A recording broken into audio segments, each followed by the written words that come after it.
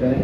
और गुरु महाराज की दया है, हम सब लोग दादाजी के चरणों में दादाजी के नाम का गुणगान, दादाजी के भजन और सभी हमारे ठाकुर जी भगवान के भजन को हमारे नट्टू जी ने और हमारे करण भैया और एक और भैया हमने खूब बढ़िया सुनाए।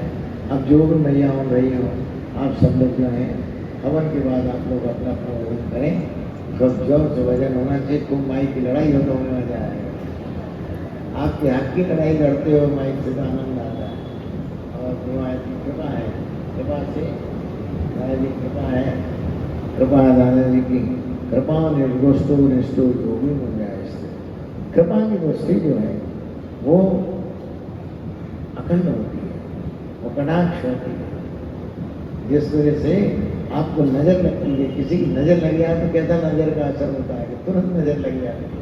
उसी तरह से कृपा की यदि कटाक्ष की दृष्टि हो जाए तो कल्याण हो जाता है, उसका जीवन सफल हो जाता है। तो इसलिए कृपा की जो नजर का कैसा जोर से असर होता है कि आदमी बीमार हो जाता है। वो नजर जो है उसको दूषित कर देती है। उसी तरह से लेकिन यदि गुरु की दृष्टि बढ़ जाए, गुरु की दृष्टि यदि बढ़ जाती है और गुरु की कृपा की दृष्टि जो हो जाती है, गुरु की दृष्टि कृपा की होती ही है, इसमें कोई भी जो है जो मतभेद नहीं है, किसी भी तरह संशय नहीं। गुरु की कृपा और भगवान गुरु महाराज की जो दृष्टि हो तो कृपा की ही होती है, दया की, कल्याण की होती है। तो जब उनकी कृपा की दृष्टि पड़ती है तो हमारे मन में भगवान के लिए, गुरु महाराज के लिए विश्वास भी बढ़ता है और उनके प्रति जो भाव है वो निष्काम भाव हो जाता है। उनकी कृपा की जब दृष्टि हो जाती है तो निष्काम भाव की जो हमारी भक्ति वो जागृत होती है और निष्काम भाव की हमारी बुद्धि वैसी हो जाती है। तो इसीलिए निष्काम भाव की भक्ति के लिए गुरु के सामने रहना, सदगुरु के सामने रह के गुरु की दृष्टि का पालन करना ये बहुत जरूरी है। गुरु महाराज कई बार हम साइड में खड़े होते थे, छोटे थे जब, कई बार तो हमको गुरु महाराज हाथ पकड़ के सामने ले ऐसे कर बोले, बेटा हमारी दृष्टि के सामने रहना चाहिए। बोले हम सन्यासी की जो दृष्टि है वो सब कुछ है। सन्यासी की दृष्टि और सन्यासी के दर्शन बोले सबसे बड़ी चीज़ है सन्यासी के लिए। तो इसलिए सन्यासी की दृष्टि के सामने रहो, हमारी दृष्टि के सामने रहो। क्या पता हमारी दृष्टि कब हो जाए, क्या पता हमारी दृष्टि कब हो जाए, क्योंकि हरदम तो नॉर्मल रहते हैं, लेकिन उनकी दृष्टि कब जो है वो हो जाए जिससे जीवन में उस जीवन का आनंद आ जाए। हमारे भैया गाते हैं बढ़िया, जीने का आनंद आ गया रे, जीने का आनंद आ गया। हर से लगन लगी है, जब से नारायण से लगन लगी है, ऐसा नशा छा गया हो, ऐसा नशा छा गया, आ गया रे, जीने का मजा आ गया रे, जीने का आनंद आ गया। ऐसा जीने का आनंद आ गया। जो हमारा जीवन है उसका आनंद कब है कि हम भाव में विलीन हो जाए। भाव और हम और हम और भाव, भगत और भगवान, भगवान और भगत एक हो जाए। एको ब्रह्म द्वितीय नास्ति, एक ही ब्रह्म हो जाए। हम ब्रह्म के अधीन हो जाए या ब्रह्म के अधीन ही होना है।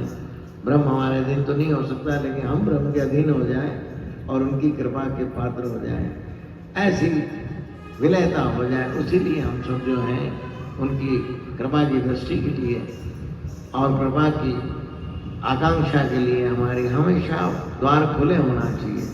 जिस तरह से यदि हम हमारा खुला रहेगा, मन में संकोच नहीं रहेगा, किसी भी तरह की संशय नहीं रहेगी, क्योंकि भक्ति में सबसे बड़ी जो दिक्कत है, हमारे गुरु महाराज जी बोलते थे, बोले बेटा भक्ति में सबसे बड़ी दिक्कत है संशय, शंका। जो संशय है वो नहीं होना चाहिए, ये भगवान है कि नहीं है, ये सदगुरु हैं कि नहीं है, सदगुरु भगवान होते हैं कि नहीं होने, ये सब संशय है, शंका है। जिस दिन ये शंका नहीं होगी तो वही गुरु भगवान के रूप में ही आशीर्वाद देंगे। क्योंकि भगवान जब भी हमें दर्शन देते हैं तो सदगुरु के रूप में ही देते हैं। भगवान स्वयं अपने रूप में भी बहुतों को देते हैं, लेकिन जहाँ तक है आम मनुष्य को जो है सदगुरु के रूप में ही भगवान के दर्शन होते हैं। तो अपने जो सदगुरु जिसको भी आप मानते हो, ये जरूरी नहीं कि आप दादाजी को माने, भगवान को माने, किसी भी गुरु को माने, लेकिन जिस गुरु को मानते हैं उस गुरु के लिए ईश्वर प्रेरणा, ईश्वर भाव ही रखना चाहिए।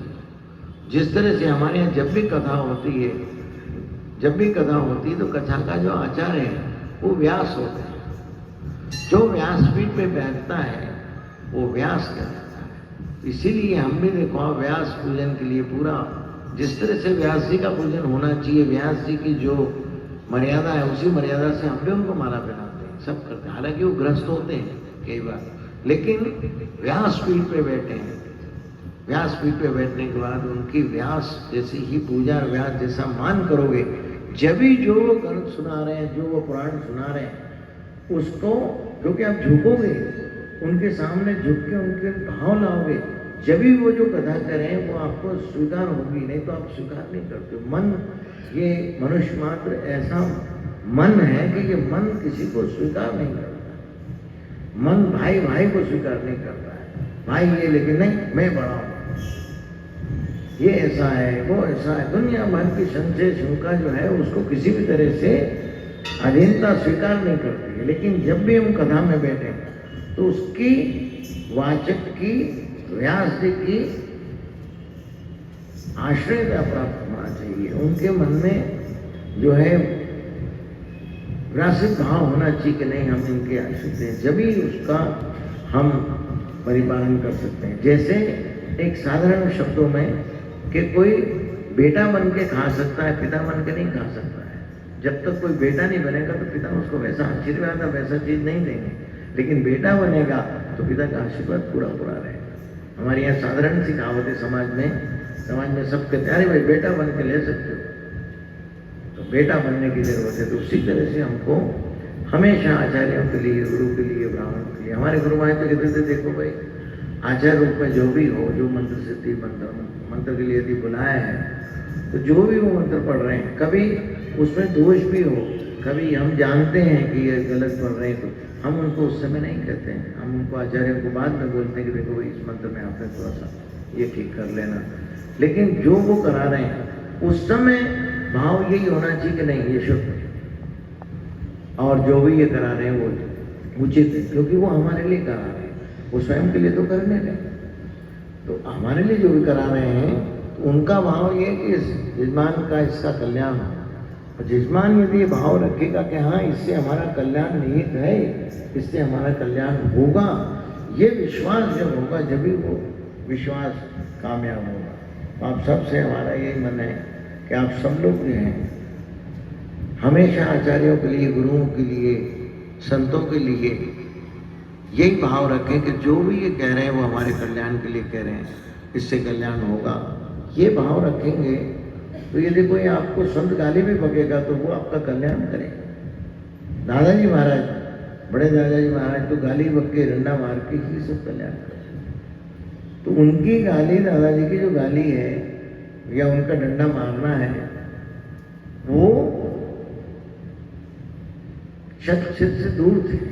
किसी भी तरह के जो आवरण है, मनुष्य की जो भी प्रकृति है, सत्य और असत्य जो है, जो कि कर्म और बंधन के उससे मुक्त होके वो हमेशा जो भी गाली देते, डंडा मारते थे, उससे हमारा जो है कल्याण होता था। और आज भी कल्याण होता है दादाजी की कृपा से।